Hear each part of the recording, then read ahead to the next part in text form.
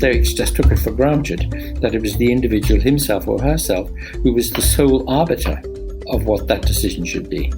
And that, I think, is the point of principle that underlies the idea that nobody has the right to stop somebody from taking their life if they want to.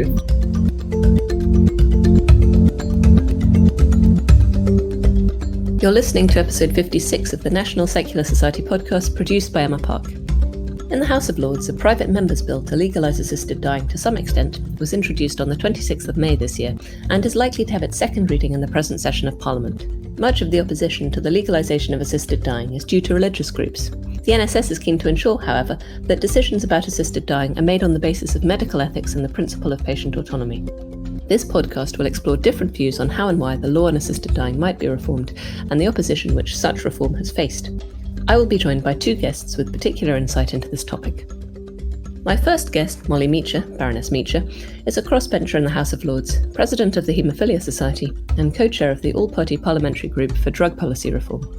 It was Molly who introduced the assisted dying bill into the Lords. She is chair for the campaign group Dignity in Dying, which supports assisted dying for terminally ill, mentally competent adults with 6 months or fewer to live. This time restriction forms a crucial part of her bill. My second guest is Professor Anthony Grayling, or AC Grayling as he's usually known. Anthony Grayling is a philosopher, the Master of the New College of the Humanities, and a former Professor of Philosophy at Birkbeck College, University of London. He is a patron of Dignity in Dying, as well as of another campaign group, My Death, My Decision. My Death, My Decision wants to extend the right to assisted dying to those who are, to quote their website, either terminally ill, suffering from a severe and incurable condition, or suffering from a severe degenerative condition.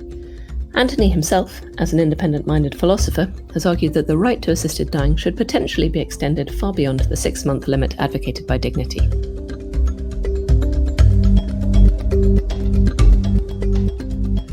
Molly Meecher, welcome to the podcast. It's a pleasure. You were the one who introduced the present assisted dying bill into the House of Lords in May, and it's now hopefully going to have its second reading soon. Is there any update on when the second reading will be?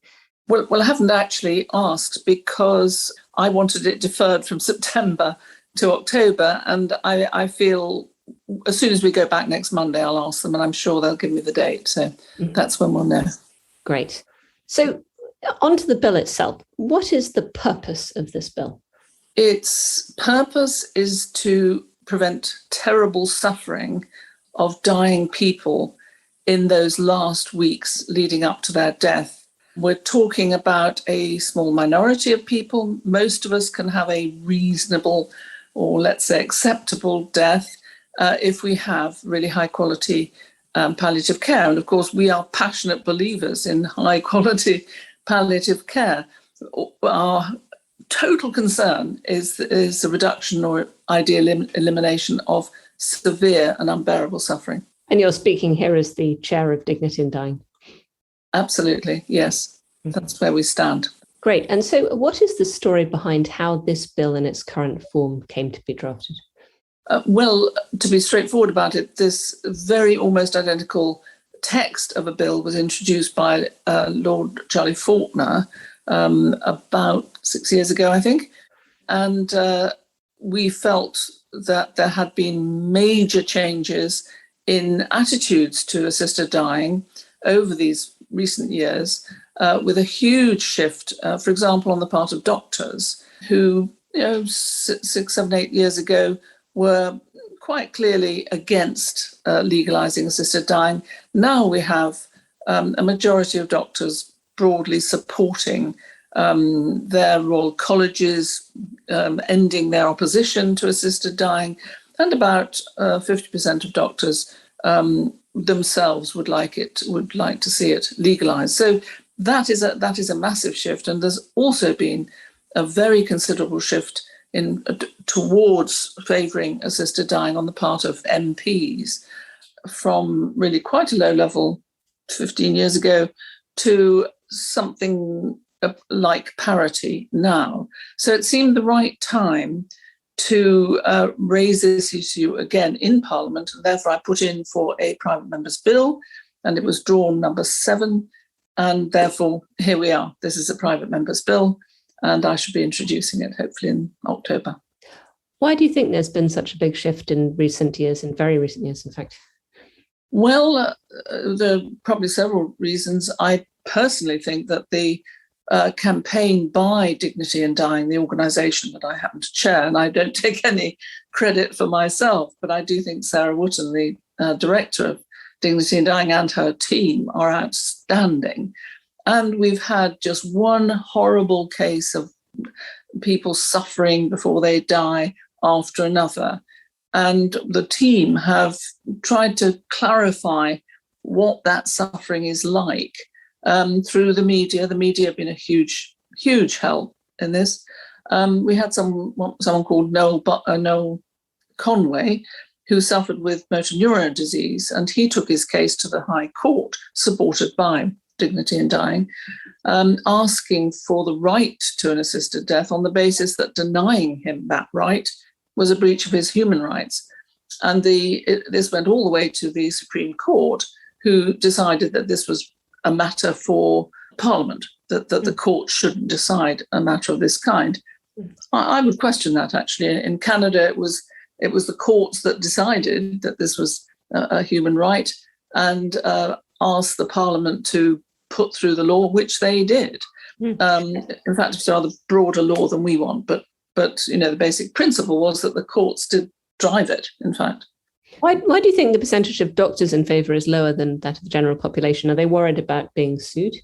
It is interesting, isn't it? I think they're probably a little bit paternalistic, a lot of them, particularly people in palliative care.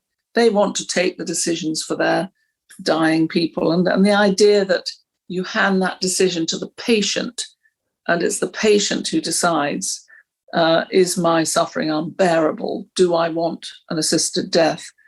That transfer of power from the doctor to the patient, that transfer has gone a long way, actually, in medicine over the past 20 years, I would say. But this is very much a sort of total transfer of power, if you like. The patient really does decide for themselves if they want this medication to end their lives. It's quite radical for doctors, probably. Right. So this bill is really about patient autonomy, then? Absolutely about patient autonomy. That patient autonomy and reducing or eliminating unbearable suffering. It's a bill of compassion, in my view. That's what it's about. Okay, let's look at some of the provisions of the bill specifically. The preamble says the bill is to enable adults who are terminally ill to be provided at their request with specified assistance to end their own life. And then in clause 1, subsection 2, we've got, first of all, in subsection 1, we've got the idea that the High Court has got to consent. Then the person has to have a voluntary, clear, settled and informed wish to end their life. Then they've got to be 18 or over, and they've got to have capacity and be resident in England and Wales, presumably for legal reasons. But why these particular High Court, voluntary, clear, settled and informed wish, capacity? Why all these three safeguards? What's the idea behind them? I think that for some people, this is a bit of a radical departure from what they're used to, and therefore people want to be absolutely assured that there won't be any abuse of any kind. And that is in particular why we say somebody must be have capacity to make this decision for themselves. Because, of course, there are countries where assisted dying is available to people, for example, with dementia. But I think for this country, that's a little bit too radical. I think people will feel much more secure knowing that if we pass this law, the patients involved must have capacity. So, and to have a settled opinion, I think is just very important. If people are dying, they've got a horrible illness, there are bound to be moments when they think, oh my gosh, I just want this all over. But you don't want somebody to say, oh, right, fine, here's some medication, take it. No. Because they might regret ending their lives when they did. And they won't be allowed to tell us that. But it's once it's made, it's an irrevocable decision. Exactly. And therefore, you really do want to be sure this person really, really is finding their life unbearable over a bit of time. and seriously wants to bring it to an end. And the High Court, that was introduced at the time this bill was, or similar bill was debated those years ago. And again, it's just another safeguard. I'm not sure that we need it personally. And it would be a matter for Parliament whether they wanted to pull that out or keep it or whatever. But for me, that's not so important. I would prefer not to have that additional safeguard along with all the others. I mean, there are all sorts of safeguards that the patient must be interviewed by 2 doctors to determine their prognosis, the expected length of life, and the rest of it. The nearest relatives must be interviewed to make sure that they're not in some way hostile and might be encouraging the person to take their own life. There's so many safeguards. You can overdo it and knock the thing, make the thing pretty unusable. So I think that's something we will discuss in Parliament. The issue of capacity, presumably that's a concept which has been developed in case law in other areas.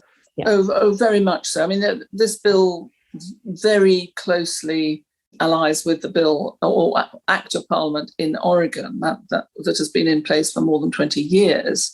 How has that worked so far, the one in Oregon? Well, very, very well. There's been no abuse. The hospice movement, for example, who were against the bill before it became an Act of Parliament, are now supportive of it.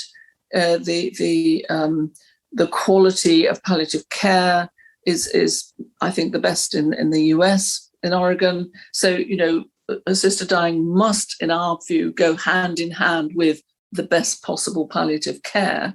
And that is certainly something that has happened in Oregon. That's important. And do they also have the six month limit as well? Yep, they do. It's very, very similar, and it's worked very well. And that's why we want to, replicate it really here as closely as possible. I mean, the idea of a voluntary, clear, settled and informed wish, that sounds like quite a complicated legal test, potentially. I don't think it is, actually. I think if somebody says on a particular day, I can't cope with this anymore, I can't, a lot of people use the term, I can't enjoy anything anymore, whether it's because they've got terrible pain, but very often actually pain is not the number one issue. It can be terrible, relentless nausea, feeling sick all the time and vomiting a lot, repeatedly, day after day, week after week. So, there are other experiences that account for the fact that very often people say, I want to die because I know I can no longer enjoy anything and I'm not going to be able to. Now, if they say that week after week, that's abundantly clear. It's not complicated, actually, at all. It's just a wish. I want to die. Now, on to the clause 2, the definition of terminal illness, first of all, that they've got to have an inevitably progressive condition which cannot be reversed. And as a consequence of that terminal illness, they've got to be reasonably expected to die within 6 months. Why this very, very, some might say, very restrictive limit on the people who may be allowed to use assisted dying to only people who have no more than 6 months left? Yes, it's a very interesting and important question and issue, I would say. Again, I think it's to reassure people who are concerned that there might be some sort of abuse of some sort. This is very clear. Obviously, doctors may get it wrong. They may say somebody's only got 6 months to live and they may have longer. But in response to that issue, and that's an important issue, actually, because our opponents do raise it, doctors don't know how long people are going to live. The important point about Oregon, actually, the experience of that bill or the act there, is that people actually take the medicine, if they do, when their doctors would be saying, they may live for another week, 10 days. They don't take the medicine sort of 4, 5, 6 months ahead of their death. So by the time people actually ask for the prescription and take the medicine, doctors really have a very clear idea when they're going to die. The 6 month period is the period at the beginning of which people might start to think about it and start having discussions and so on. But certainly it is a safeguard that I think reassures a lot of people, and therefore that's why we have it. What about, as people like AC Grayling have argued, what about people who have very, very long-term illnesses, which are never going to get any better, which cause them huge suffering, but they're not expected to die anytime soon? Because this bill doesn't deal with that, does it? No, it doesn't. It is a very narrow bill. It's a very conservative bill, in my view. And I very well understand the arguments made by many, many people that it should be much broader. It should apply to people who have long-term, unbearable illnesses and disabilities of various sorts. But, the disability lobby, some of the people who take on the role of speaking on behalf of disabled people, even though the great majority of disabled people support this bill, but they do have a few vocal people who are against even this bill, and they would be passionately against anything broader, where they themselves, these severely disabled people, we have 2 or 3 couple in the Lords who are against this bill, severely disabled, that, they would say, well, that applies to me. You're telling me my life isn't worth living. So it's a very, very difficult issue for severely disabled people if one thinks in terms of a much broader bill. So we keep it very narrow, because then the disabled people simply don't have to worry that we're somehow saying their lives are not worth living. We're not talking about them at all. We're talking about dying people. So it is very, very important in terms of getting this through Parliament. It will not, it shouldn't affect or upset anybody, and it will reduce suffering and eliminate suffering, obviously, at the end of the day, for a small number of people whose suffering is intolerable, unbearable. What do you think is likely to be your biggest hurdle in getting your bill passed? Well, as a private member's bill, the biggest issue is actually time, because, of course, private members' bills are debated on a Friday, and there aren't unlimited Fridays. So what we need really is for the government to say, we accept that this bill should pass, and adopt it, and then have it debated, during other parts of the week, Monday to Thursday, not just Friday. And that's a matter for the government, and we'll see whether we can make progress on that. In terms of opposition, active opposition, who are your greatest opponents to this bill? There are 1 or 2 medics who oppose it in the House of Lords. There are 1 or 2 disabled people who oppose it in the Lords. Are your biggest opponents then really, at the end of the day, the religious lobbies? I was going to say I missed out the bishops. The Archbishop I had a conversation with, and I said, but surely, Archbishop, this is about the autonomy of the patient. And he just said, well, I don't know that I believe in autonomy. So I thought, oh, well, end of conversation. Finally, what can listeners do, or what can members of the public do if they want to show their support for this bill and help to ensure that it gets the time it needs? Please, please, please, everybody, write to your MPs. That's the most important thing anybody can do. I think the Lords, probably we've got a majority to support this bill. But if anybody knows a peer in their area, do write to a peer and say how very, very important it is for this bill to pass. So direct communication with parliamentarians would be just wonderful if anybody has the energy to do that. Molly Meecher, thank you very much. Great pleasure, thank you.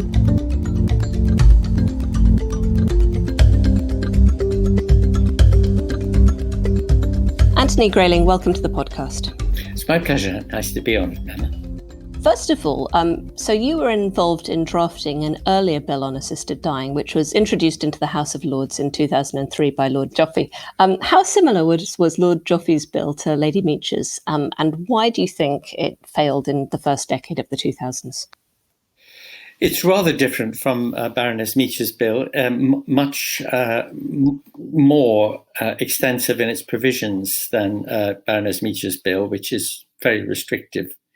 And it fell because they anxieties that people feel about permitting assisted dying are ones that almost any attempt to decriminalize it or legalize it positively are going to fall foul of those kinds of objections, which is why Baroness Meecher's bill is so sort of heavily padded about with defenses against arguments that, the right to die could be abused by people who force people to accept suicide.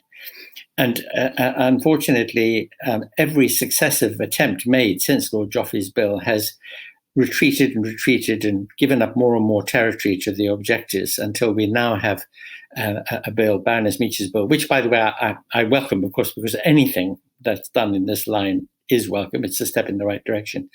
But it is so, fortified about with bureaucratic protections that it gives an extremely limited right to people to be helped if they are in absolutely unsupportable suffering. And that seems to me to be a great pity. This bill, Baroness Meecher's bill, unlike Lord Joffrey's bill, is directed at people at the very, very end of a terminal illness, which is irremediable. It's going to end in death anyway. And so the thought is that you would just limit the amount of suffering that the person is going to undergo.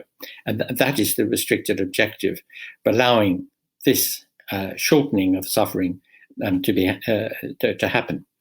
But it doesn't take account at all of something that was behind Lord Joffrey's general approach, even though Lord Joffrey's bill itself was pretty restrictive. And that is that there is an aspect of autonomy, of choice in people's lives about whether they continue with their life. So, for example, the great objection that was urged at that time was against allowing anything that could evolve into, for example, allowing a quadriplegic rugby player, age 20, who was absolutely in despair because they'd had a terrible accident on the rugby pitch and they wanted to kill themselves. And the thought was, no, we shouldn't allow such a person to be helped to die.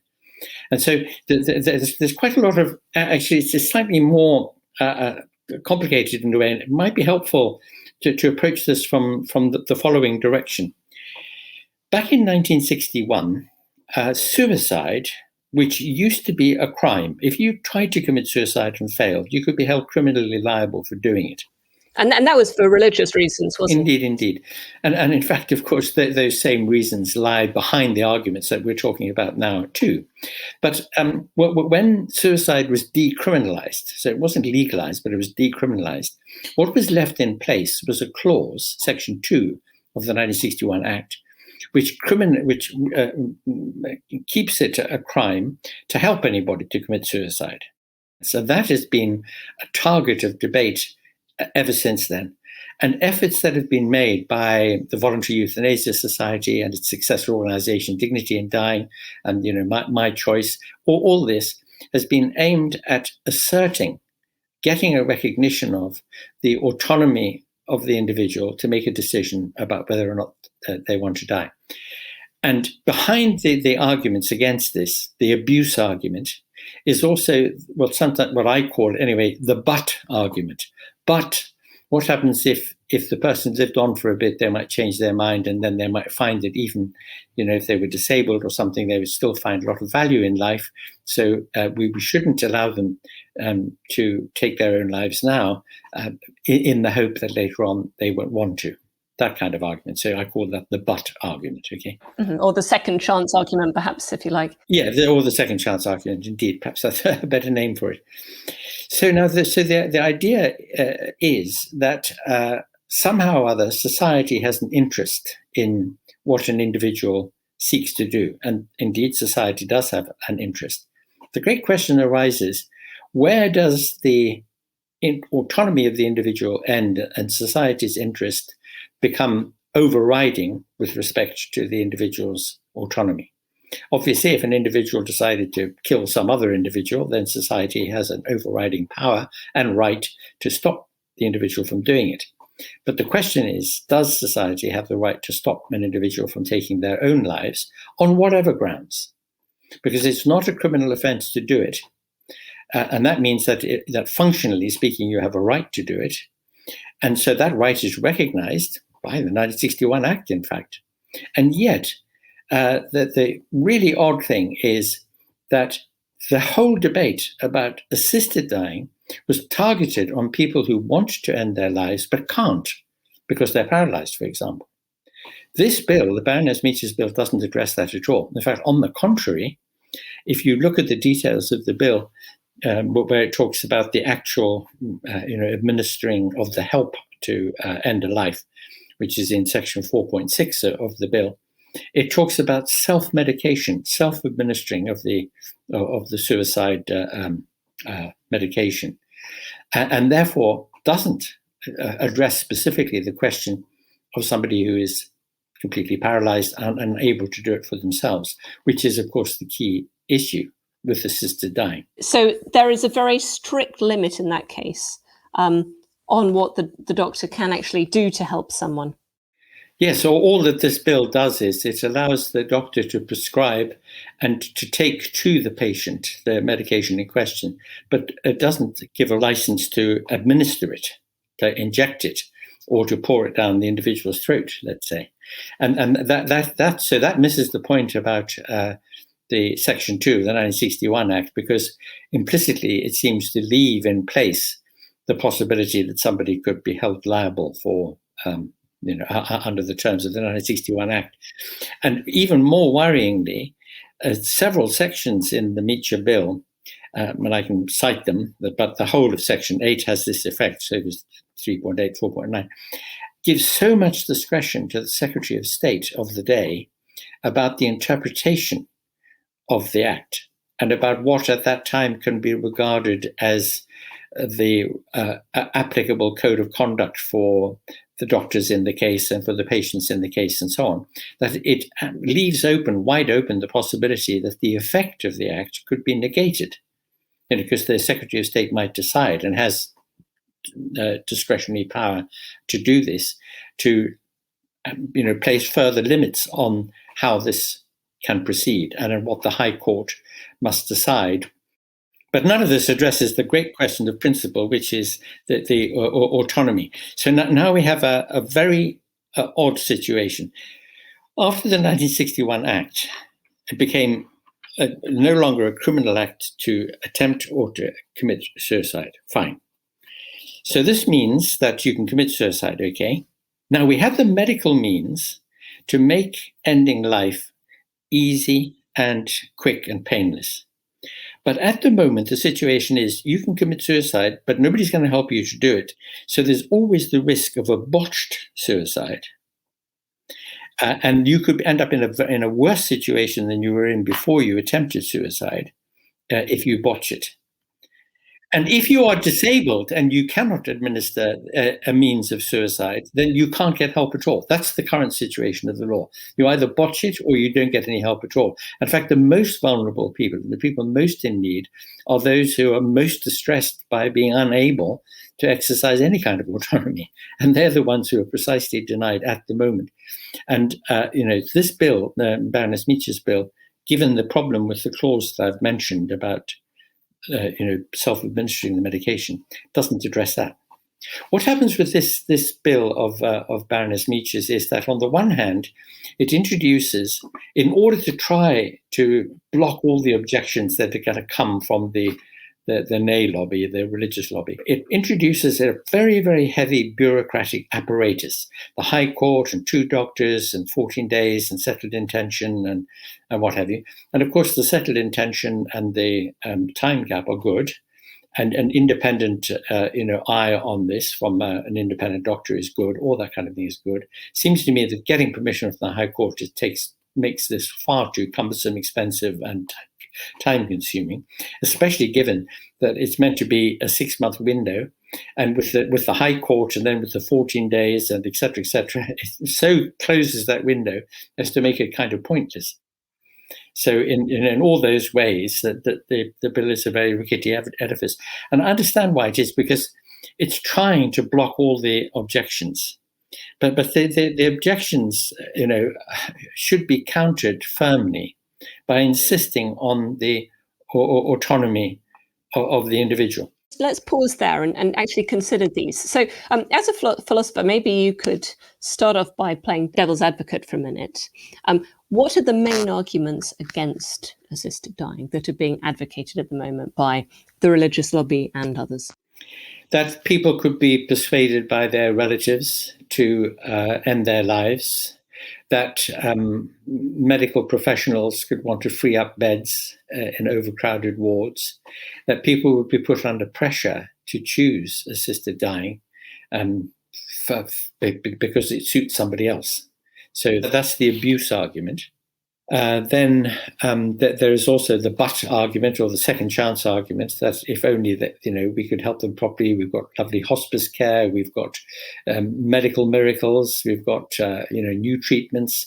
If only people would wait, then maybe they could have a second chance of life, or suffering would be alleviated in some other way. So there's that argument.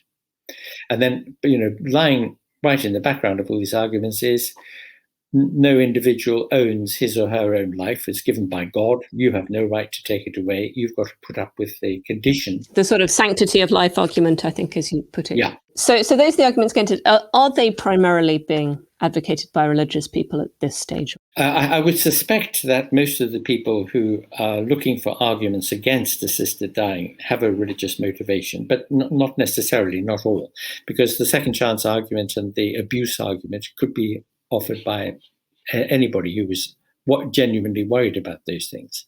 What it bangs up against, of course, is something that you and I would appreciate particularly from the Stoic tradition.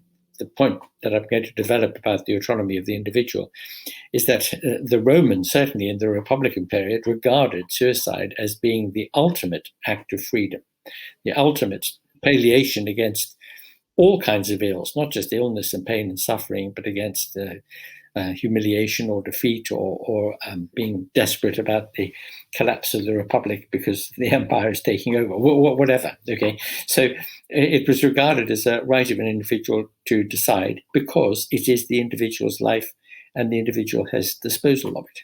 Perhaps Seneca or someone like that would have said, life is a form of slavery anyway.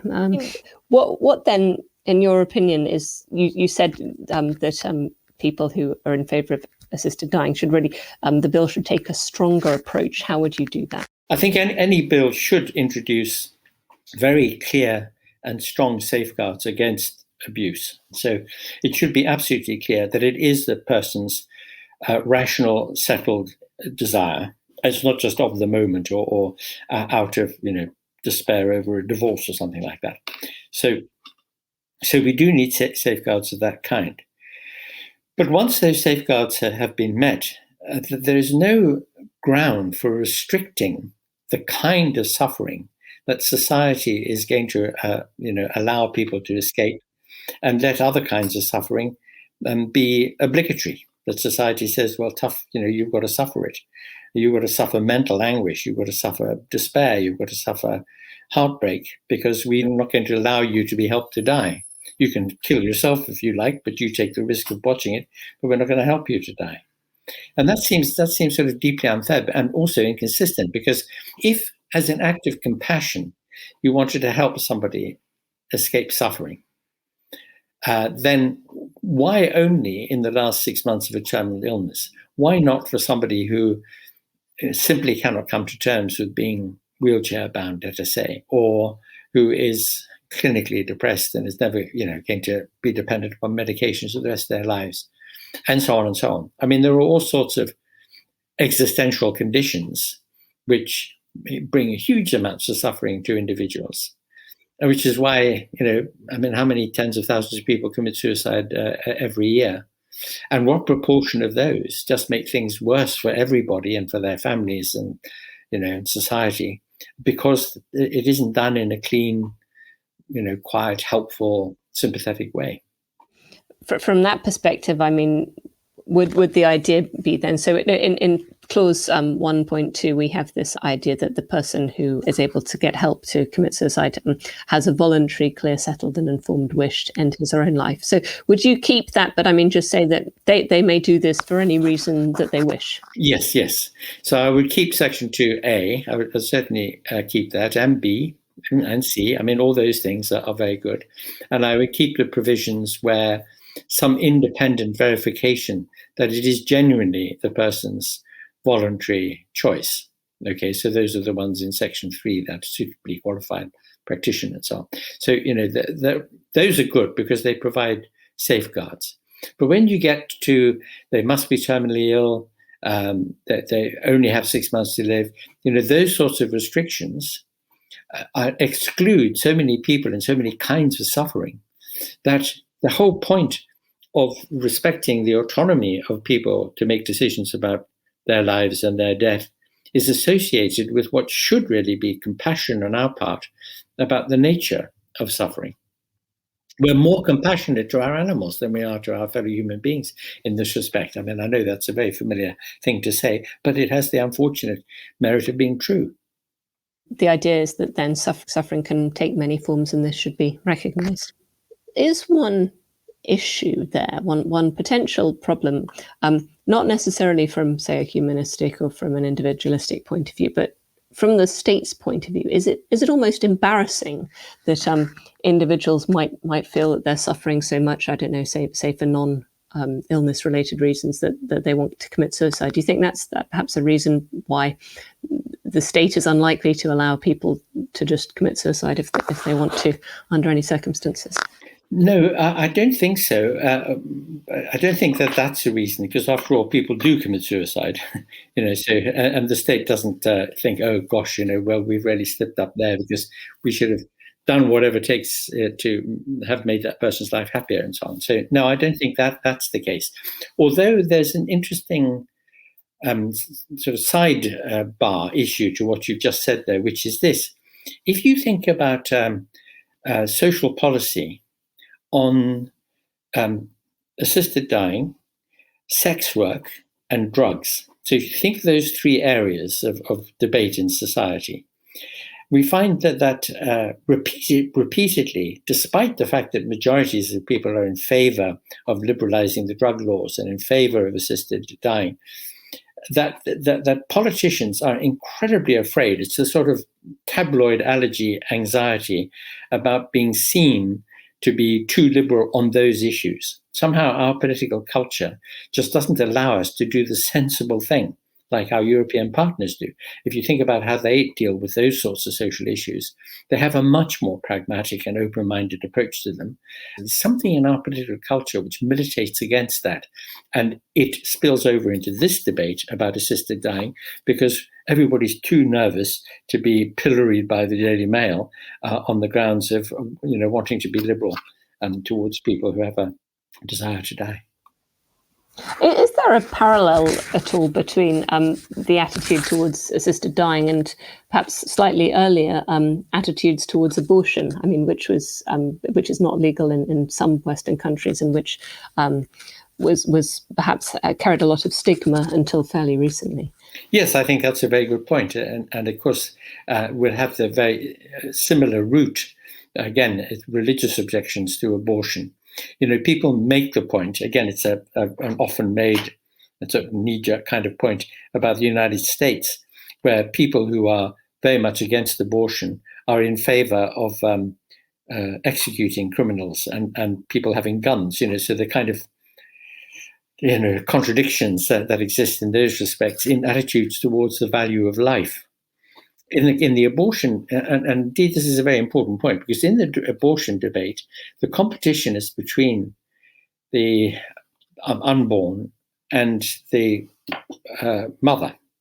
And so when questions of quality of life, I mean, if you think, for example, of a young woman who has plans and projects and she's in the middle of her studies or the early part of her career, or other children already, or whatever it might be, ongoing commitments of a variety of kinds, and then something happens which would be hugely disruptive of that and wasn't chosen by her, and so she decides to put off having children or not to have this child or something. There's a direct conflict of interest between the unborn and the living adult. And it's a difficult choice, but when you weight the matter, you should surely weight it in favor of the.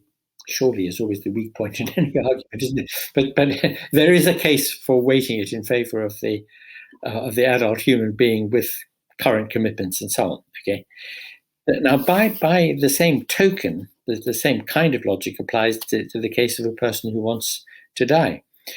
Whose life is it which is crucially at stake for the person who has to make the decision, either a decision about abortion or a decision to die? Whose life is crucially at stake? What is the perspective from the inner point of view of that individual, which is determining about the course of action that should follow? Well, we mentioned the Stoics. The Stoics just took it for granted that it was the individual himself or herself who was the sole arbiter of what that decision should be. And that I think is the point of principle that underlies the idea that nobody has a right to stop somebody from taking their life if they want to. So we've acknowledged that in the 1961 Act.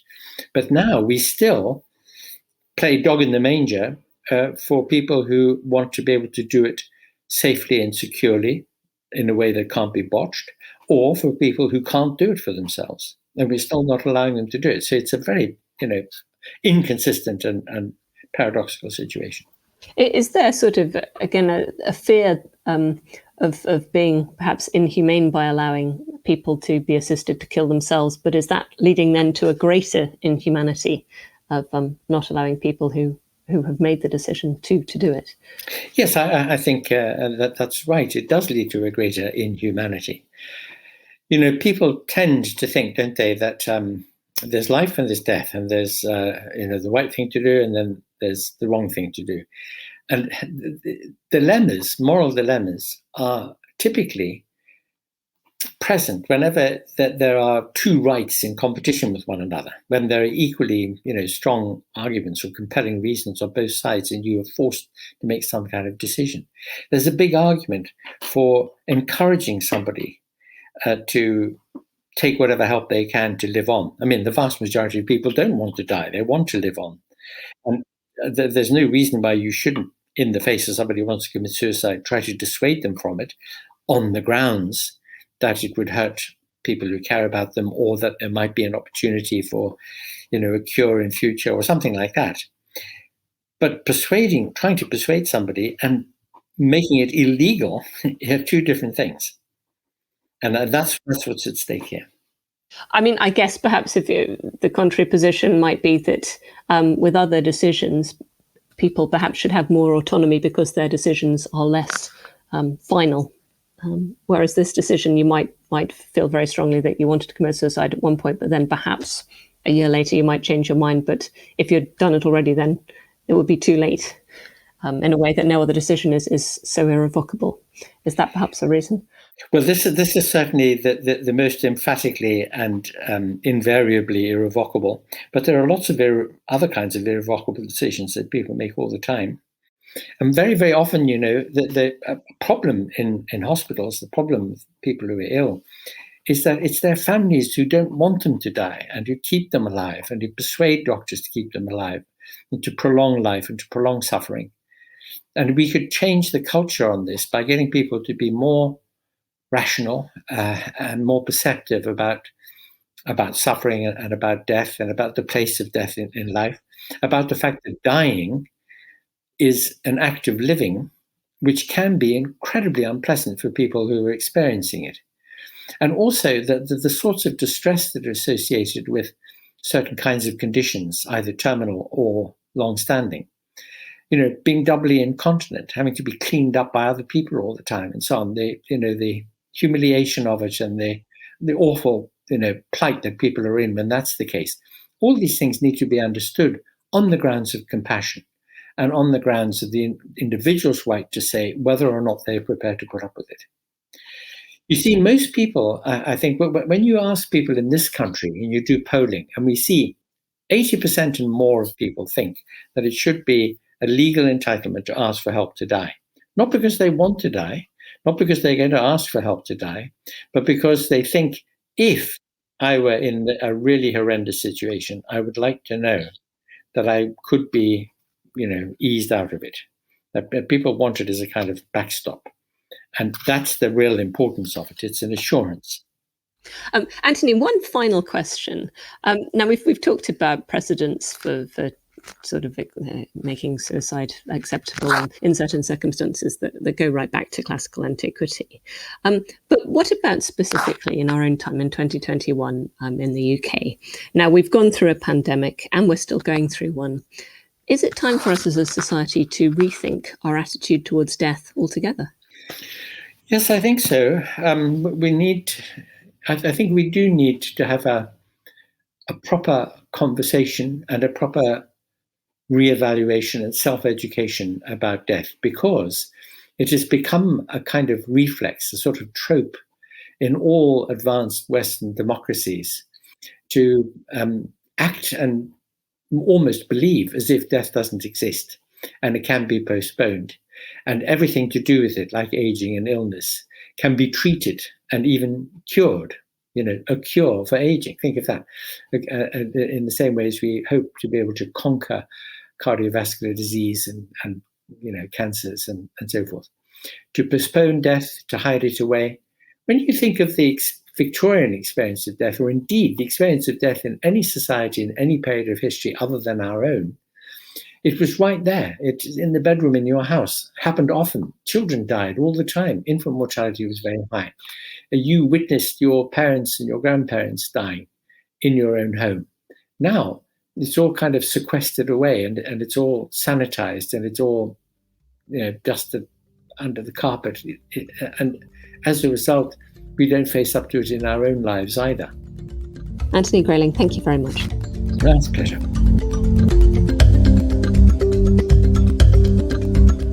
This episode was produced by the National Secular Society, all rights reserved. The views expressed by contributors do not necessarily represent those of the NSS. You can access the show notes and subscriber information for this and all our episodes at secularism.org.uk/podcast. For feedback, comments and suggestions, please email podcast@secularism.org.uk. If you enjoyed this episode, please subscribe and leave us a positive review wherever you can. Thanks for listening, and I hope you can join us next time.